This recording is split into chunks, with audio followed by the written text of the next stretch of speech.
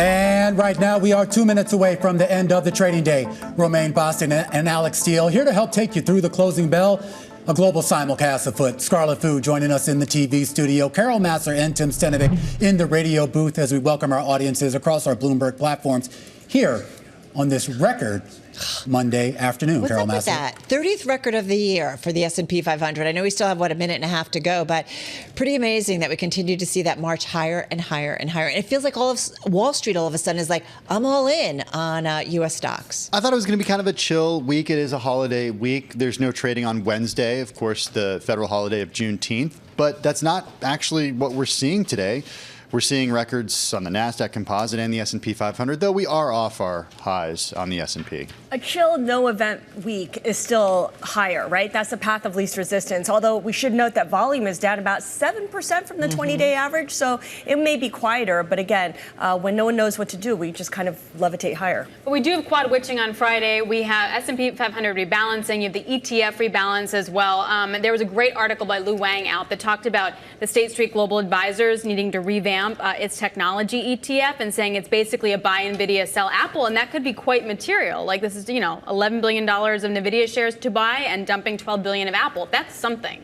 All right. Also, we should point out, too, we are seeing an interesting reversal in the yield space here. About 6 basis points higher here on some of the key metrics in that space here. The dollar basically flat here on the day, and a big pop today in WTI crude, up about 2.5%. As we get the closing bells here in the U.S. equity market, you're looking at green across the screen and record highs for at least 2 of the major indices. The S&P 500 closing out the day higher by about 42 points, or about 0.8%, 54.73 and change as we wait for these numbers to settle. No matter where they settle, that's going to be a record high. The NASDAQ Composite up about 168 points, or 1% on the day. The Dow Jones Industrial Average up almost 200 points, or 0.5%. And the cyclicals trying to get in on the party as well. The Russell 2000, S&P 400 midcaps, and Dow Transports each up about 0.8%. All right, so across the board, looking into the S&P 500, guys, most names, no surprise, higher in the Monday trade. 355 names gaining ground today, 147 to the downside, Scarlet, and about 1 unchanged. And you look at the sector performances, look at the pie, that is the IMAP, and it's pretty much green across the board.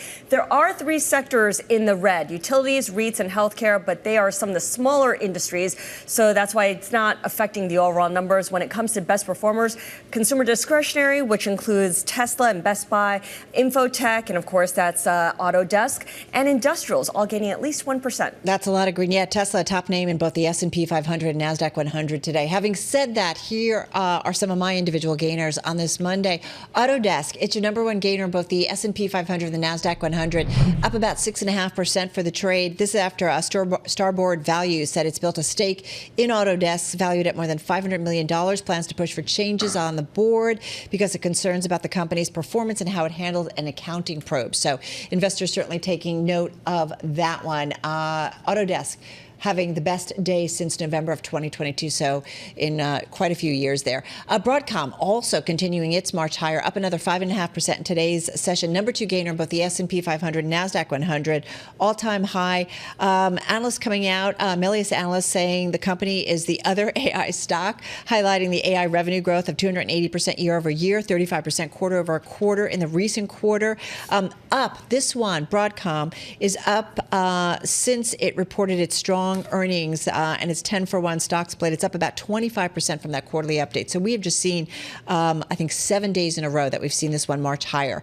And one more for you outside the tech sector, Best Buy, but it's where you can buy kind of tech products, if you will, up about 4.6% in today's session. UBS raising the retailer to buy from neutral, citing several potential drivers for upside over the next 18 months, including an improvement in housing trends and appliance sales, as well as pending electronics replacement cycle. So again, Best Buy up 4.6%. Okay, some of the gainers for you there. I got the decliners, starting with shares of First Solar, the worst performer in the S&P 500 on a percentage basis today, down 4.5%. 0.5%.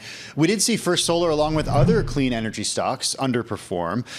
This as yields moved higher. Other interest rate sensitive asset classes also moved lower on the day today, extending a 3-day slide for solar and fuel cell stocks. Industry executives described challenges in the sector that certainly have to do with higher rates.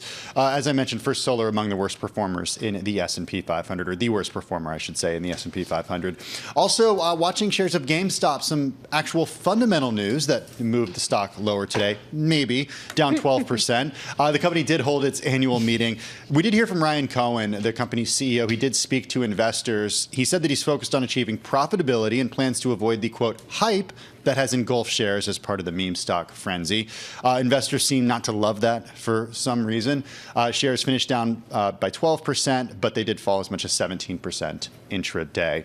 And then Ovid Therapeutics just plunging today. Worst day ever, record low, fell as much as 77%, finishing the day down by 76%. The company did announce the failures of 2 late-stage studies of its lead asset for epilepsy licensed to Takeda. Laura Chico over at Wedbush called the failures disappointing, though she did say that she sees several near-term readouts that could restore momentum. Ovid, for its part, says that Takeda will move forward to discuss the totality of the data with regulatory authorities.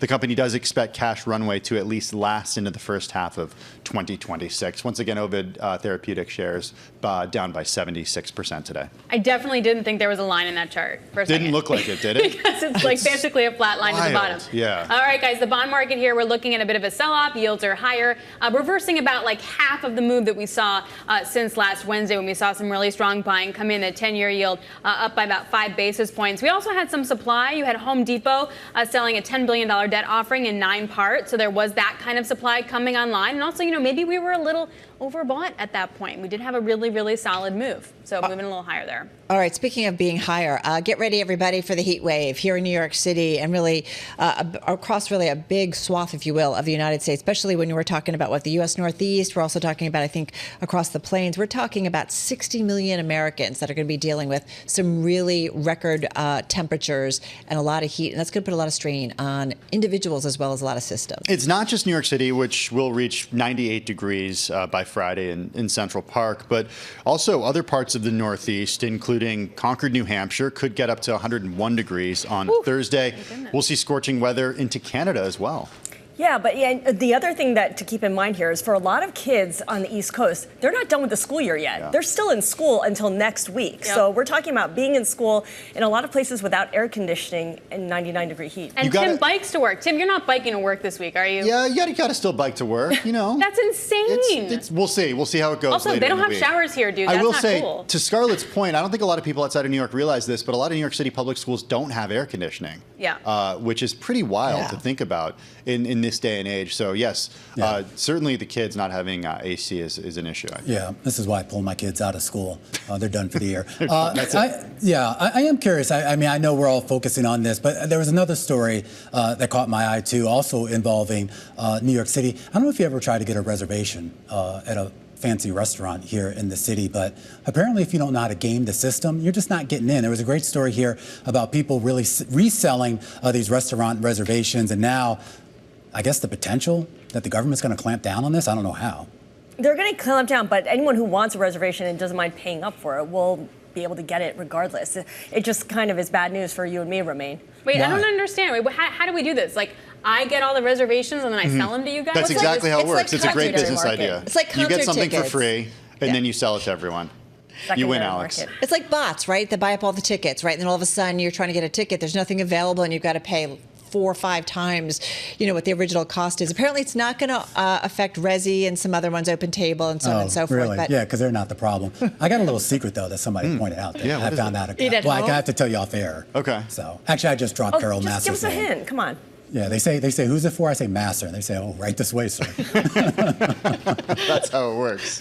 What, at McDonald's? That's the guarantee to get exactly, McDonald's. But how much do these go for, you guys? You up said to $1,000 You for get a up to table at one of these $1,000. hot restaurants. But that's increasingly the norm now, where restaurants make you put down money when you make a reservation because it'll cost them to kind of save that table for you. Yeah, it prevents you from canceling at the last minute. $25 or $50. ahead versus I'm paying Tim a grand. But if you have only 2 seatings per night, right? And you're paying for the reservation, not for the actual food that you get as part of the reservation. It's not even like before an appetizer hits the table, right? I mean, I think if you're going to pony up a grand, you're cool with it. You're not going to really think too hard about that. If you're going to, I don't know, Carbone and dropping a grand just for the reservation. These are not us, guys. I was just going to say, you were going to say that. It's not us. It's not for us. All right, guys. Romaine's not saying anything. Yeah, maybe it's for him. Because it is Romaine. It is Romaine. All right, that is a wrap. Much love. We will see you again. Our cross-platform radio, TV, YouTube, Bloomberg Originals. We call it the closing bell. Folks, we will see you again. Same time, same place tomorrow.